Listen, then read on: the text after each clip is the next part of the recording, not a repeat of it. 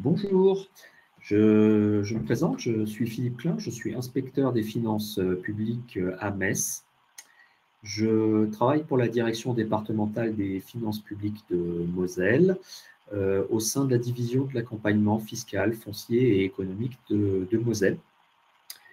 Au sein de cette division, j'ai pour fonction de m'occuper de l'accompagnement fiscal des petites et des moyennes entreprises. Et également, je suis référent facturation électronique. Donc, c'est cette réforme que je vais vous présenter aujourd'hui, la réforme de la facturation électronique. Je vous propose, si vous avez des questions pendant cette présentation, de les publier, de les poster. Et soit, si je peux, j'essaierai d'y répondre en cours de présentation. Sinon, on se réservera un petit moment en fin de présentation pour essayer d'y répondre. Voilà. Donc, tout d'abord, la réforme de la facturation électronique. Il faut comprendre un premier point, c'est que c'est une réforme qui est particulièrement importante pour l'ensemble des acteurs économiques. Importante pourquoi? Parce que déjà, elle a un caractère structurant dans le sens où elle touche des fonctions importantes, essentielles de la vie des entreprises et je dirais même des entités à la fois publiques et privées. Ces fonctions sont les fonctions de facturation, mais aussi les fonctions comptables. C'est aussi une réforme particulièrement importante par le très grand nombre d'acteurs concernés. Je vous disais tout à l'heure, ça concerne des acteurs du public et du privé, et son champ d'application est extrêmement large. En fait, à partir du moment où une entité, quelle que soit sa forme juridique, sa taille et son régime d'imposition à la TVA, exerce une activité dans le champ d'application de cette taxe, même si elle bénéficie d'une exonération, cette entité est concernée par la réforme. Si elle bénéficie d'une exonération, on verra qu'elle n'a qu'une seule obligation, parce que la réforme emporte plusieurs obligations, dont l'obligation de facturation électronique entre assujettis, mais ce n'est qu'une des 4 obligations suscitées par la réforme. C'est aussi une réforme qui soulève des questions qui sont tout à fait légitimes de la part des entreprises quant à leurs obligations. Au calendrier, on sait que le calendrier a changé, mais qu'il ne devrait plus changer. Et au choix de la plateforme agréée qui permet de remplir les obligations qui découlent de la réforme. Donc, les plateformes agréées, vous en avez peut-être entendu parler jusqu'à présent sous le nom de plateforme de dématérialisation partenaire. C'est les mêmes acteurs, ce sont des acteurs, en fait, des opérateurs qui vont proposer en fait des plateformes qui vont permettre de s'acquitter des différentes obligations liées à la réforme de la facturation électronique. Donc, on y reviendra un petit peu plus longtemps tout à l'heure. Dans le cadre de cette présentation, la réforme sera abordée sous l'angle des obligations et des opportunités qu'elle implique. On va essayer aussi de comprendre en quoi elle est intéressante pour les entreprises. Donc, avant d'aborder vraiment les 4 objectifs de la réforme, il faut comprendre d'où elle vient. Alors, ce n'est pas une spécificité française. En fait, ça provient d'une directive européenne qui s'appelle la directive VIDA. Il faut savoir qu'en Europe, le pays qui a été pionnier en matière de facturation électronique, c'est l'Italie. Mais aujourd'hui, nos voisins allemands, belges notamment, sont sur le point de rentrer également dans cette réforme, sur un calendrier qui est un petit peu différent du nôtre, mais qui est quand même relativement comparable. Donc, ces 4 objectifs, renforcer la compétitivité des entreprises. Alors, le but, c'est d'accélérer les échanges de factures en réduisant les temps de traitement, notamment en réduisant les ressaisies et en permettant un suivi plus fin de leur traitement. Qu'est-ce qu'on veut dire par là? Aujourd'hui, beaucoup d'entreprises n'ont pas de système intégré de facturation électronique. Elles vont émettre des factures par d'autres moyens. Ça peut être un simple traitement texte, par exemple. La facture peut être envoyée encore par courrier, bon, ça devient plus rare, mais ça existe encore, ou par courrier électronique. Demain, les factures électroniques seront des jeux de données qui seront échangés de manière informatisée par le biais de plateformes agréées. Ce qui devrait donc réduire les temps de traitement.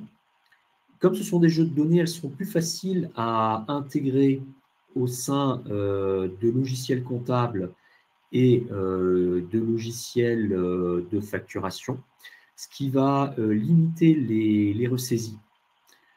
Or, on sait que le coût d'une facture, ce n'est pas, si vous me permettez, si vous me passez l'expression, ce n'est pas l'enveloppe ni le timbre qui sont importants, c'est plutôt le temps de traitement, les logiciels utilisés qui déterminent ce coût.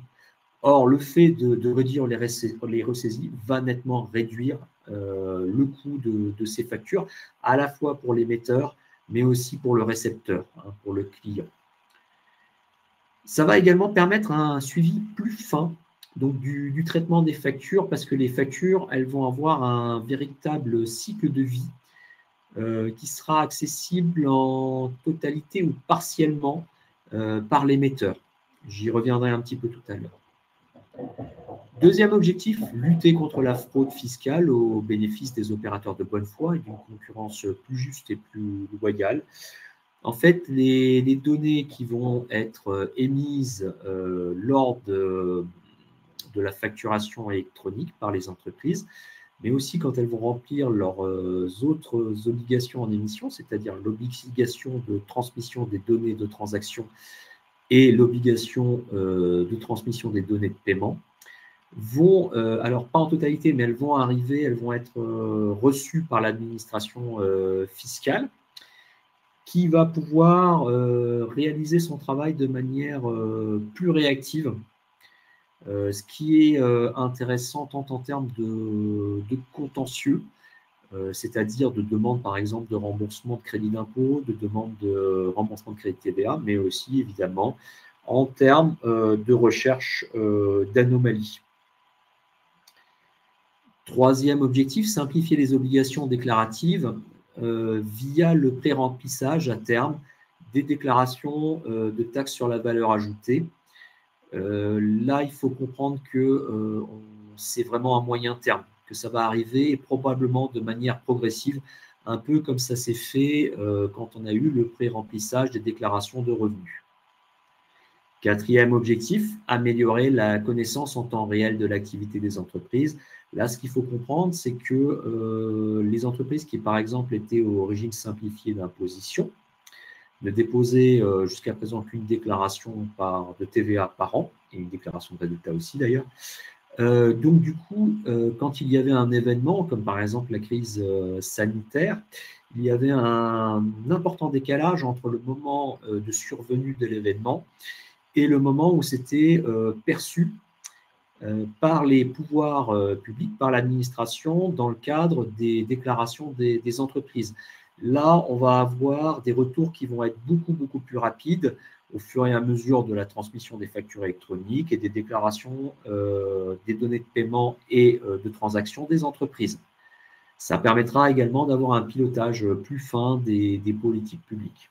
Donc, il faut comprendre que ces objectifs nécessitent de connaître à la fois le volume des transactions, c'est-à-dire vis-à-vis des professionnels, vis-à-vis des particuliers, à l'international aussi, mais aussi les transactions où intervient l'exigibilité de la TVA, c'est-à-dire les transactions pour lesquelles la TVA doit être déclarée.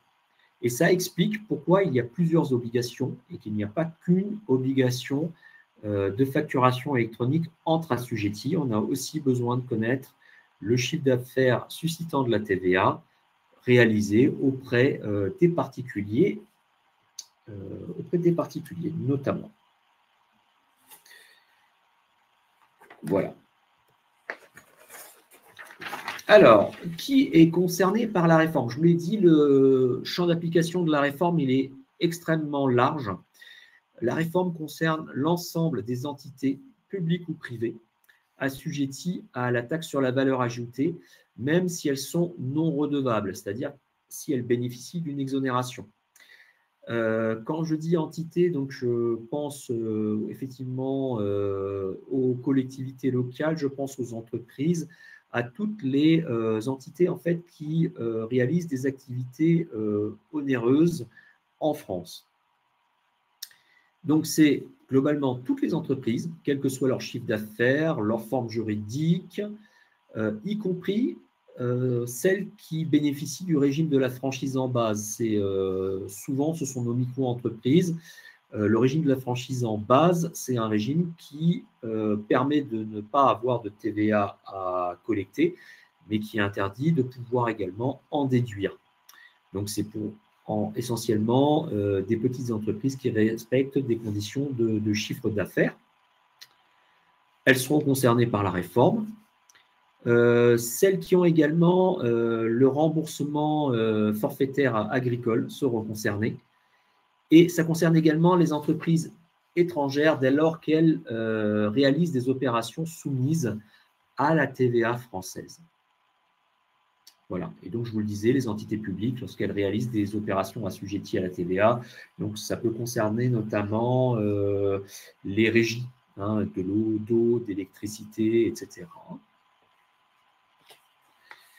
Alors, je vous ai parlé des fameuses 4 obligations. La première obligation, elle va un peu de soi, mais en fait, il faut que tous les assujettis concernés par cette réforme soient en mesure de réceptionner des factures électroniques, y compris ceux qui sont exonérés au titre des articles 261 à 261E du Code général des impôts. Alors, qui est-ce que ça concerne? Ça concerne surtout les professions médicales, également certaines professions de formation professionnelle continue, par exemple. Donc, pour ces professions, c'est la seule obligation qui découle de la réforme. Mais le fait qu'elles aient cette obligation de recevoir des factures électroniques de la part de leurs fournisseurs fait qu'elles vont devoir choisir, elles aussi, une plateforme agréée. Deuxième obligation, elle va un peu de soi, c'est l'obligation de facturation électronique entre assujettis, c'est-à-dire globalement entre entreprises, mais aussi entre entreprises et collectivités locales, par exemple, entre entités publiques, assujetties en France. Voilà. On ne peut pas encore remplir l'obligation de facturation électronique vers des entreprises européennes et encore moins à l'export vers des entreprises d'autres pays du monde. Donc, c'est ce qu'on appelle, nous, le B2G, donc Business to Government, ou le B2B, Business to Business, en France. Et cette obligation, vous la trouverez aussi sous le nom de e-invoicing. Oui, voilà, j'ai une première question. Effectivement, la réforme de la facturation électronique concerne-t-elle également les entreprises individuelles qui sont sous le seuil de collecte de la TVA, c'est-à-dire des entreprises qui sont franchisées en base? Oui, oui, elles sont concernées, tout à fait. Oui. Donc, je vais apporter un peu plus de précision par la suite, mais n'hésitez pas à poser des questions en cours de présentation, j'essaierai d'y répondre. Troisième obligation, alors c'est l'obligation de transmission électronique des données de transaction en cas d'opération réalisée envers des non-assujettis, domestiques ou non. Alors, ça va être des opérations qui sont réalisées notamment vers des particuliers. Voilà. Donc là, il n'y a pas d'obligation de facturation électronique. On peut continuer à leur faire une facture sous forme de PDF, par exemple, ça marche tout à fait. Néanmoins, il faudra déclarer ces opérations. On verra sous quelles conditions tout à l'heure. Il y a également une obligation de transmission des données de transaction quand vous faites des opérations envers des professionnels assujettis à l'étranger. Voilà, donc ça sera du B2C ou du B2B international. Donc, cette obligation est aussi qualifiée de e-reporting de transaction. Dernière obligation, ça concerne en fait les opérations pour lesquelles l'exigibilité intervient à l'encaissement. Il faut savoir qu'en France, l'exigibilité de la TVA, c'est-à-dire le moment où elle doit être déclarée, intervient pour les livraisons de biens meubles corporels au moment de la livraison. Pour les prestations de services, ça intervient au moment du paiement. Mais il y a possibilité de faire une option pour les débits. Dans ce cas-là, l'exigibilité de la TVA pour les prestations de services intervient au moment de l'inscription en comptabilité de l'opération. Donc, pour les prestations de services qui n'ont pas opté pour les débits et pour les acomptes, il y a une obligation de transmission électronique des données de paiement, c'est ce qu'on appelle l'e-reporting de paiement. J'avance un petit peu pour qu'on continue. Alors, je vous parle tout à l'heure de facturation électronique. Je vais vous préciser tout de suite, c'est l'obligation de facturation électronique au sens de la réforme. Alors, qu'est-ce que c'est une facture électronique au sens de la réforme? Ce n'est pas un PDF, du moins pas un PDF tout seul. Une facture électronique, c'est une facture qui est émise, transmise et reçue sous une forme dématérialisée et qui contient des données structurées pouvant être exploitées électroniquement. Donc, il y a 3 formats qui doivent pouvoir être acceptés par les plateformes. Il peut y en avoir d'autres, mais là, c'est au bon vouloir des plateformes d'émission et de réception. Donc, ces 3 formats, c'est UBL, c'est Universal Business Language, CII, Cross Innovation Industry, et FactureX. Alors, FactureX, il est intéressant de noter qu'en fait, c'est un format qui est franco-allemand. Voilà. Ils ont nos amis allemands, quand on va voir leur site sur la facturation électronique, on s'aperçoit qu'ils ont le ex-Rechnung. Donc voilà, ça met bien en évidence aussi qu'il y a une volonté à terme de permettre une interopérabilité entre les plateformes européennes. Toutefois, il n'est pas possible pour le moment de remplir l'obligation de facturation électronique envers un pays européen. C'est pour ça qu'on doit utiliser l'obligation de transmission des données quand on fait une opération internationale. La facture électronique, c'est aussi un fichier dont les données sont organisées pour être lisibles automatiquement par des logiciels informatiques, parce qu'à l'œil humain, ça ne voudra pas dire grand-chose. C'est des suites de nombres et de lettres qui ne nous parlent pas forcément. Et il est à noter que cette facture sera horodatée dès son dépôt sur la plateforme, qui sera chargée de la transmettre, et ça fera partir les délais de paiement. Voilà. Alors, comment ça va se passer avec ces factures électroniques? Donc, elles vont être saisies par le fournisseur, soit directement sur la plateforme agréée qu'il aura choisie, soit via un logiciel qui peut être un logiciel de facturation, un logiciel de gestion commerciale, une caisse enregistreuse agréée ou un logiciel de comptabilité, tout simplement, à condition que ce soit une solution compatible. Alors, comment on reconnaît une plateforme agréée? C'est assez simple, elles vont porter un logo plateforme agréée. Et de la même manière, les logiciels compatibles, les solutions compatibles porteront un logo. Donc, alors Alors, je rajoute d'ailleurs que les plateformes agréées, il y a une liste qui se trouve sur impôts.gouv.fr. Il faut savoir qu'actuellement, les plateformes agréées sont immatriculées avec réserve et que les réserves vont être levées de manière à ce qu'elles puissent commencer leur travail. Donc, le fournisseur va saisir sa facture soit sur la plateforme agréée, soit sur la solution compatible. La plateforme agréée va transmettre ces données à la plateforme agréée de l'acheteur, c'est ce qu'on appelle une plateforme de réception, qui donc cette plateforme va mettre à disposition de l'acheteur la facture qui va et va pouvoir donc la consulter et si tout va bien, la payer. Ensuite, il y a des données de facturation, certaines des données de facturation en fait qui vont être transmises à l'administration via ce qu'on appelle un concentrateur de données. L'administration va récupérer fiscal ces données de manière à pouvoir faire son travail et les données vont être récupérées dans les applications. De la même manière, quand les entreprises vont faire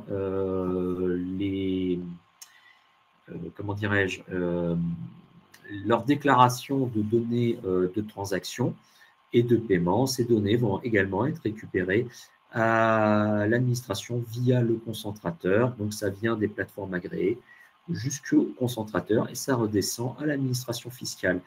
Un point qu'on peut préciser, c'est que l'administration met également à la disposition des plateformes un annuaire des entreprises qui va permettre de savoir quelles plateformes ont choisi les entreprises et donc ça permettra d'adresser correctement les factures électroniques. Si on veut un peu préciser tout ça, quelles sont les données qui seront transmises via l'obligation de facturation électronique? Alors, voilà. Là, par exemple, on va avoir un certain nombre de mentions obligatoires, comme le numéro sirène de l'émetteur et du récepteur, mais on va également avoir de nouvelles mentions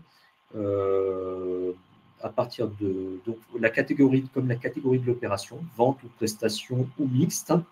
Et à partir de 2027, on demandera également la dénomination précise du bien livré ou du service rendu, la quantité de biens livrés ou de services rendus, le prix unitaire hors taxe de chaque bien livré ou service rendu.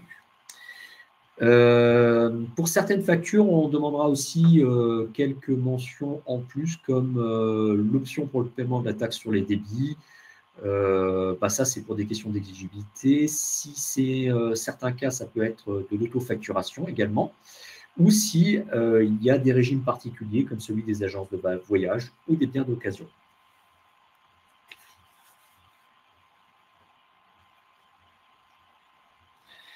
Alors, j'ai une question, effectivement. Bonjour, en conclusion, c'est surtout pour contrôler davantage les entreprises pour être sûr qu'il n'y ait aucune fraude fiscale. Alors, en fait, il y a vraiment un but de renforcer en fait un certain nombre de contrôles qui vont permettre, qui vont être faits vraiment au profit des opérateurs de bonne foi, hein.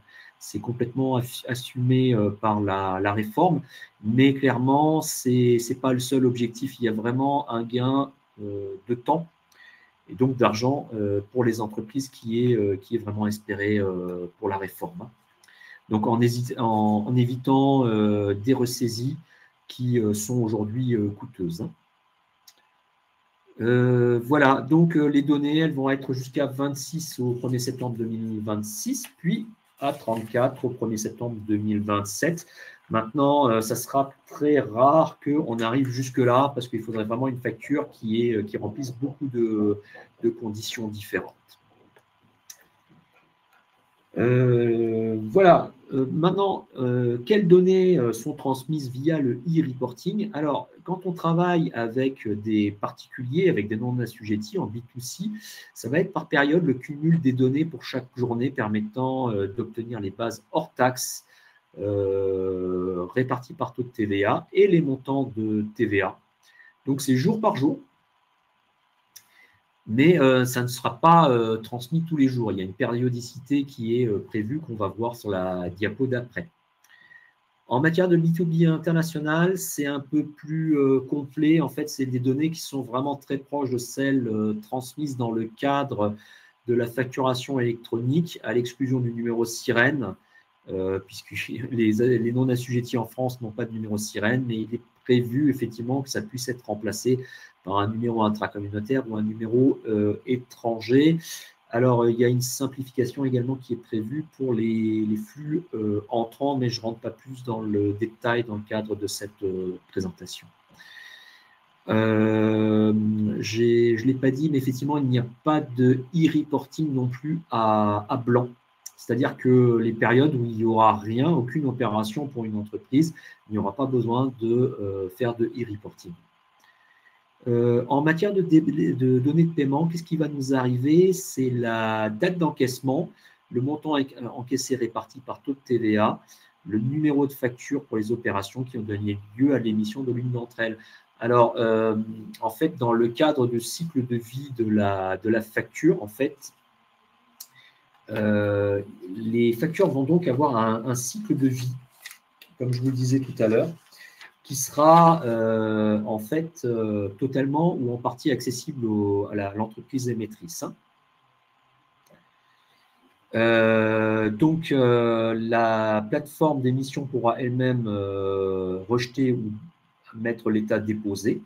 La plateforme de réception pourra elle-même rejeter et l'acheteur pourra refuser la facture quand c'est par exemple pas lui qui était concerné par la facture. Et puis, il y a des états en fait qui sont des états qui ne sont pas obligatoires parce que ça ne sert pas directement l'administration, mais qui sont intéressants. Et en fait, il convient de voir effectivement si votre plateforme et la plateforme de votre client permet de suivre ces états, comme par exemple prise en charge, approuvé partiellement, en litige, annulé, suspendu ou paiement transmis.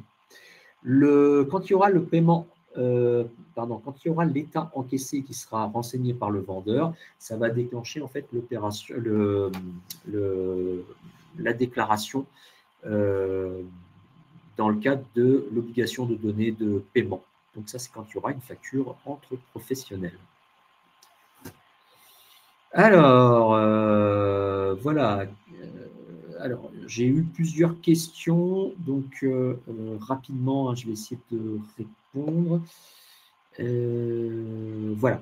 Bonjour, je vends une boisson et un snacking à un client depuis un camion magasin. Je l'encaisse en espèces et je dois émettre un ticket de caisse de toute façon, non. Alors, en fait, logiquement, vous devriez avoir une caisse. En fait, donc ça devrait être une caisse certifiée. Là, ce qui va être intéressant, c'est de voir si c'est une solution compatible, cette caisse, qui va vous permettre en fait de transmettre automatiquement les données qu'attend l'administration à votre plateforme agréée, qui elle-même va nous les faire redescendre. Que se passe-t-il si un client ne nous paye pas malgré le fait que la facture a été transmise électroniquement? En fait, ce que va vous apporter la facture électronique dans ce cadre-là, c'est plus de transparence sur le cycle de vie de votre facture et donc une relance aussi plus facile de vos clients. Par contre, ça n'empêche pas un éventuel défaut de paiement. Hein. Est-il évalué le temps supplémentaire pour le professionnel pour faire ses déclarations? Alors, temps égale argent, c'est une très bonne question. Là, je pense que ce qui est intéressant de voir, c'est comment la plateforme agréée prend en charge en fait ces différentes obligations de transmission. Parce qu'effectivement, si c'est fait de manière automatique ou semi-automatique, en fait, ça peut ne pas prendre beaucoup de temps. Et c'est un peu ce qui est quand même visé par la réforme. Donc, c'est de bien se renseigner justement sur comment votre plateforme agréée, ne pas prendre en fait uniquement la question du prix de la plateforme, hein, qui a un aspect aussi important, mais aussi de voir en fonction de votre périodicité, on va voir qu'elle est assez variable, de déclaration, comment c'est pris en compte en fait par vos plateformes. Un comptable peut-il se charger des déclarations? C'est un coût supplémentaire, comme le dit Caroline. Ce n'est pas des déclarations en tant que telles, c'est vraiment une obligation de transmission de données. Voilà. J'ai utilisé de manière impropre le terme de déclaration tout à l'heure. Alors, non, je vois ici des sociétés sont de mauvais payeurs de manière répétée pour sous-traitants. Est-il prévu que l'État intervienne? La réforme de la facturation électronique ne comporte pas de volet sur ce point pour le moment. On passe à la question de la fréquence et des délais de transmission. En fait, ça dépend vraiment de votre régime de TVA. Si vous êtes en franchise en base, il va y avoir une obligation de transmission des données de transaction une fois tous les 2 mois. Ça sera du 25 au 30 du mois suivant la fin de la période. Au régime simplifié d'imposition, au plus tard entre le 25 et le 30 du mois suivant, ça va être de manière mensuelle. Pour le régime réel normal trimestriel, c'est-à-dire c'est des déclarations de TVA CA3, mais une fois tous les 3 mois, donc ça va être une obligation mensuelle, mais avant le 10 du mois suivant. Pour celles qui sont réelles normales, c'est 3 fois par mois. Donc c'est par des périodes de 10 jours. Par exemple, du 1 au 10, ça sera le 20 du mois suivant, Du 11 au 20, ça sera le 30 du mois, et du 21 à la fin du mois, ça sera au 10 du mois suivant. Pour les données de paiement, c'est un peu plus simple. Pour les entreprises soumises au réel normal mensuel, ça sera une fois par mois avant le 10 du mois suivant. Pour les entreprises ayant opté pour le réel normal trimestriel également. Et pour les entreprises soumises au régime simplifié d'imposition à la TVA, ce sera mensuel au plus tard entre le 25 et le 30 du mois suivant. Pour les franchisés en bas, ça sera comme tout à l'heure, ça sera une fois tous les 2 mois, entre le 25 et le 30 du mois suivant. Alors, la plateforme agréée qui paye, la plateforme agréée, en fait, c'est un fournisseur de prestations de services auprès d'une entreprise qui lui rend donc un service, et donc c'est l'entreprise qui va la payer. Alors, ce n'est pas une déclaration en tant que telle, c'est une transmission de données de transaction, mais effectivement, il y a des données, des transmissions qui n'existaient pas, qui vont exister demain. Le calendrier de la réforme, alors, depuis juillet 2025, il y a des tests qui sont en cours pour tester effectivement l'environnement. Le 14 octobre, si on veut être un peu précis, il y a eu mise en place d'un environnement de qualification qui va permettre en fait aux plateformes agréées d'être testées et de lever les réserves d'ici quelques mois. Donc, on peut penser que les premières annonces de levée de réserve vont intervenir probablement d'ici la fin de l'année ou en tout début d'année prochaine. Pour vous donner un ordre d'idée, jusqu'à présent, il y a à peu près 300 000 factures électroniques dans le cadre des entreprises qui ont été un peu précurseurs dans le cadre des tests, qui ont déjà été échangées. Donc, ça paraît à la fois beaucoup et pas énorme par rapport à ce que ce sera demain, mais ça a permis déjà de vérifier que tout l'environnement, donc l'annuaire, mais également le concentrateur de données, fonctionnait. Voilà. Au 1er septembre 2026, c'est ça qui est important à retenir, il va y avoir obligation de réception des factures électroniques pour toutes les entreprises. Donc, toutes celles qui sont assujetties, on s'entend. Quelle que soit leur taille. Par contre, l'obligation d'émission des factures électroniques et du e-reporting, à la fois des données de transaction et de paiement, va intervenir uniquement pour les grandes entreprises et les entreprises de taille intermédiaire. Alors, ce qui veut dire que les PME, les petites et moyennes entreprises, les très petites entreprises ne seront pas concernées tout de suite. Comment sait-on si on est une PME ou une TPE? Au sens communautaire, une PME, c'est une entreprise qui fait moins de 43 millions d'euros de chiffre d'affaires à l'année. Elle a un bilan annuel à l'actif de moins de 50 millions et elle a un effectif de moins de 250 personnes. Au 1er septembre 2027, il y aura obligation d'émettre des factures électroniques et de e-reporting pour les TPE et les PME également.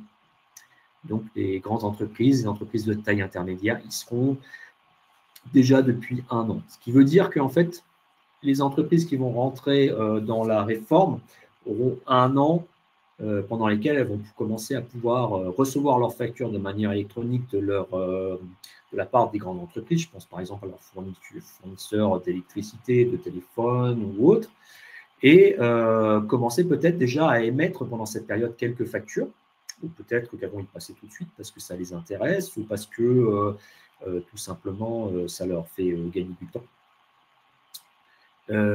Et par contre, l'obligation va vraiment intervenir au 1er septembre 2027. Oui, entreprise individuelle, bon, je suppose que l'entreprise individuelle, elle sera en dessous de 43 millions de chiffre d'affaires, en dessous de 50 millions à l'actif et en dessous de 250 salariés. Effectivement, l'émission ne sera obligatoire qu'à partir du 1er septembre 2027. Par contre, elle devra pouvoir recevoir dès le 1er septembre 2026. Donc, le choix de la plateforme devra être intervenu d'ici là.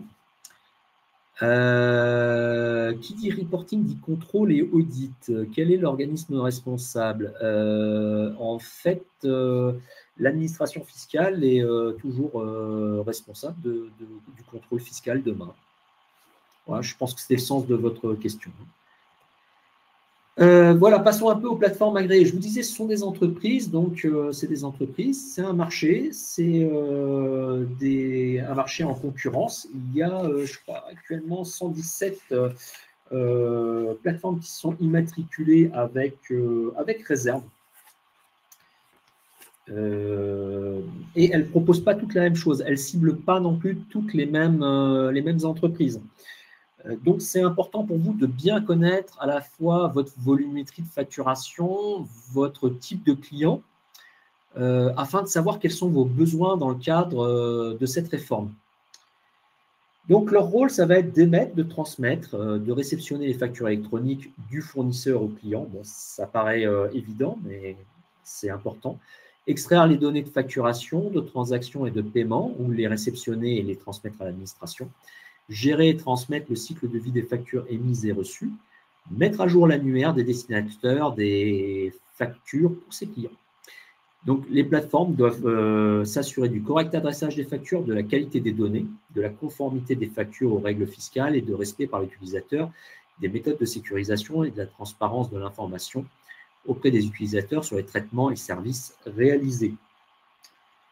Donc, ce qui est aussi important, je vous le disais, hein, donc c'est bien connaître, donc je vous parlais de la volumétrie tout à l'heure, mais de savoir un peu dans quelle situation vous êtes. Notamment, on verra tout à l'heure qu'il y a ce qu'on appelle des cas d'usage. Ce sont des cas un peu particuliers de facturation qui sont précisés par une commission qui s'appelle l'AFNOR. Et c'est de bien s'assurer que votre plateforme elle pourra gérer les cas d'usage dont vous allez avoir besoin. Je vais y revenir un peu plus tard. Voilà. Également, si aujourd'hui vous utilisez un logiciel de facturation, une caisse certifiée, etc., c'est de voir si ce qu'on appelle opérateur de dématérialisation a prévu de devenir une solution compatible. Et si oui, avec quelle plateforme agréée il pourra être connecté. Hop. Alors, je reviens. J'ai eu 2 questions supplémentaires. Vous me demandez pour les micro-entreprises, ce sera pareil. Je suppose que c'est la question, c'est par rapport au calendrier. Sinon, n'hésitez pas à le repréciser après, hein. Oui, alors effectivement, pour une micro-entreprise, donc voilà, qui respecte les seuils que j'ai dictés tout à l'heure, hein, donc PME et TPE, elle devra être capable de recevoir les factures électroniques à compter du 1er septembre 2026 et d'émettre à compter du 1er septembre 2027. Il n'y a juste pas d'obligation d'émission si elle est exonérée. Mais il faut savoir que le régime franchise en base, c'est peut-être ça le sens de votre question. Le régime franchise en base n'est pas une exonération. Voilà, donc les franchisés en base ont également les 3 obligations d'émission, que ce soit de facturation électronique, de transmission des données de transaction et de transmission des données de paiement. Je ne suis pas sûr de comprendre. Pour une SAS, très petite entreprise, ça sera obligatoire pour 2026 ou 2027. Alors, pour une très petite entreprise, obligation de réception dès le 1er septembre 2026 et obligation d'émission dès le 1er septembre 2027. Donc, désigner une plateforme agréée, j'aimerais insister sur un point, c'est qu'il y a une vraie liberté de choix qui est souhaitée par le législateur. Ce qui implique qu'il va falloir peut-être comparer aussi les plateformes entre elles en fonction des offres qui vous sont proposées afin de bien pouvoir la choisir. Et ça nécessite aussi de bien connaître, je vous le disais tout à l'heure, votre cycle de facturation. Concrètement, de manière pratico-pratique, il va y avoir un formulaire d'option qui, en bon français, est appelé le formulaire d'opt-in, qui va manifester votre consentement dans le choix de votre plateforme. C'est fait afin d'éviter tout risque de pratiques abusives et d'éventuels conflits de déclaration. Donc, il est disponible sur le Forum national de la facturation électronique. Maintenant, je pense qu'au moment de choisir votre plateforme, je ne doute pas que la plateforme disposera de ce formulaire. Voilà, donc là, on avait un modèle d'accord formel de désignation de la plateforme qui était également proposé. Bon, voilà, on ne va pas insister là-dessus. Comment l'administration fiscale vous accompagne? Alors, déjà, il faut savoir qu'il y a un espace qui est dédié sur impôt.gouv.fr avec de nombreuses ressources qui sont disponibles déjà maintenant. Donc, il y a des fiches pédagogiques, notamment à disposition des TPE et des PME. Il y a des foires aux questions qui sont assez complètes, assez intéressantes. Il y a un outil qui existe depuis le mois dernier, qui est un logigramme. En fait, le logigramme va vous permettre de connaître vos obligations au travers de 4 questions.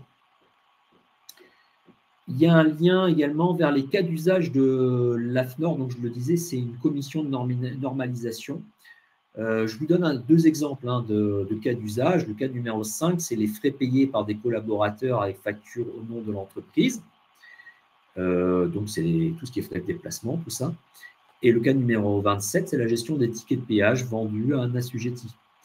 Donc, ça peut être intéressant de s'assurer également, quand vous vous renseignerez sur les plateformes, de voir quels sont les cas d'usage que vous pourrez trouver donc, en cliquant sur le lien qui est sur impôt.gouv.fr qui vous renvoie vers la commission AFNOR, que vous remplissez bien tous ces cas-là. C'est peut-être quelque chose aussi que vous pouvez voir avec votre expert comptable afin de bien apprécier la situation de ce point de vue.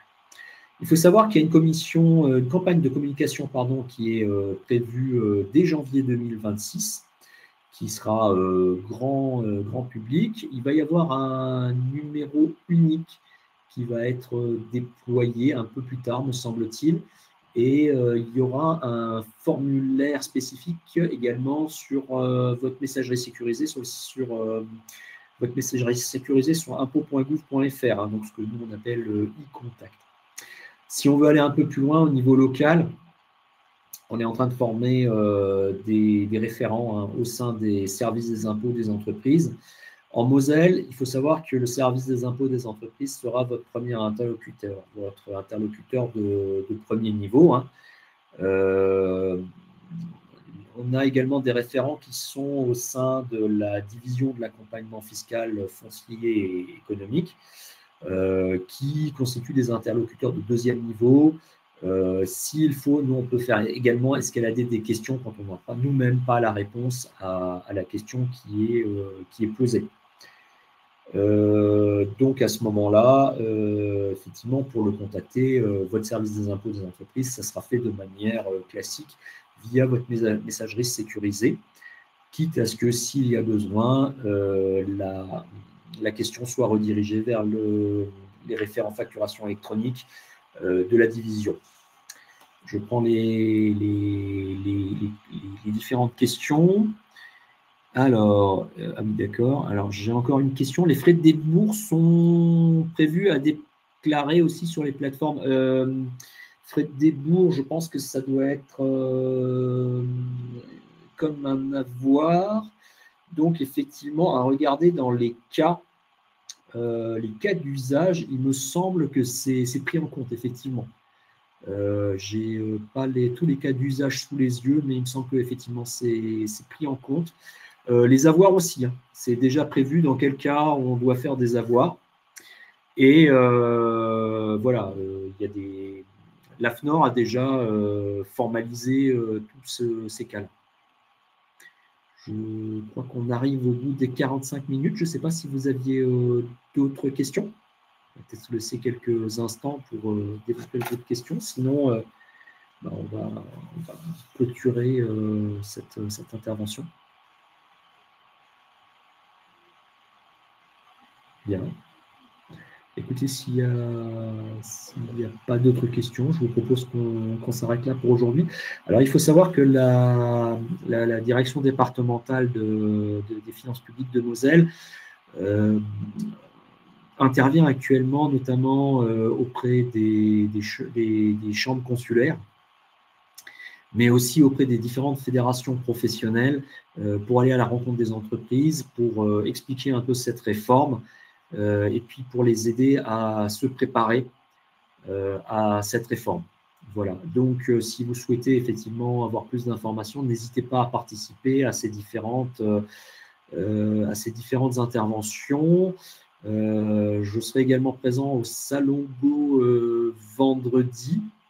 Donc, s'il y a besoin éventuellement qu'on vous donne quelques explications à ce moment-là, on peut le faire, sachant toutefois que voilà, il va y avoir certainement pas mal de sollicitations.